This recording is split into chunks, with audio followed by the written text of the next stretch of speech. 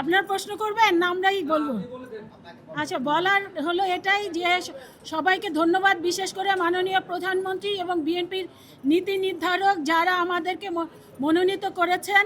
এবং আমরা জানেন দীর্ঘ ছাত্র রাজনীতি থেকে উঠে আসা, আমরা দীর্ঘ বছর যাবৎ এই দেশের জন্য, এদেশের জনগণের জন্য আমরা কাজ করে যাচ্ছি। যেই প্রত্যাশা নিয়ে জাতীয়তাবাদী দল এবং আমাদের নীতি নির্ধারকরা আমাদেরকে জাতীয় সংসদে পাঠিয়েছেন, আমরা বিশ্বাস করি এবং আমরা সেই জায়গায় কাজ করে যেতে চাই। তারা যে আস্থা নিয়ে আমাদেরকে পার্লামেন্টে পাঠাচ্ছেন, আমরা জানি যে পার্লামেন্ট অত্যন্ত গুরুত্বপূর্ণ। গোটা বাংলাদেশের মানুষ পার্লামেন্টে কি হয় সেই দিকে তাকিয়ে থাকে, কারণ ওখানে হচ্ছে আইন প্রণয়নের জায়গা এবং সেখানেই বাংলাদেশের জনগণ তাকিয়ে থাকে কি আগামীতে কি হবে সেই বিষয়ে।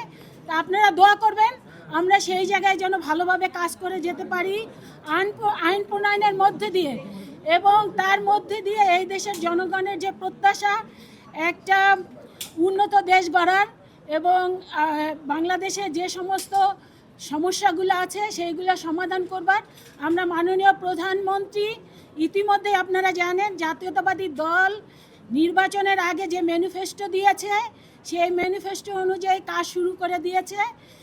ইতিমধ্যে অনেকগুলো কাজ চলমান রয়েছে এবং আমরা সেই জায়গায় একটা বিষয় বলতে চাই, মাননীয় প্রধানমন্ত্রীর হাতকে শক্তিশালী করবার জন্য একজন তার কর্মী হিসাবে, পার্লামেন্টের একজন সংসদ সদস্য হিসাবে যে যে দায়িত্ব যখন পড়বে সেই কাজগুলো আমরা করে যেতে চাই।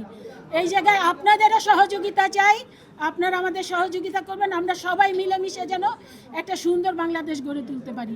এটাই আমি আবারও ধন্যবাদ দিচ্ছি মাননীয় প্রধানমন্ত্রীকে এবং জাতীয়তাবাদী দলের সকল পর্যায়ের নেতাকর্মী এবং আপামর বাংলাদেশের জনসাধারণকে।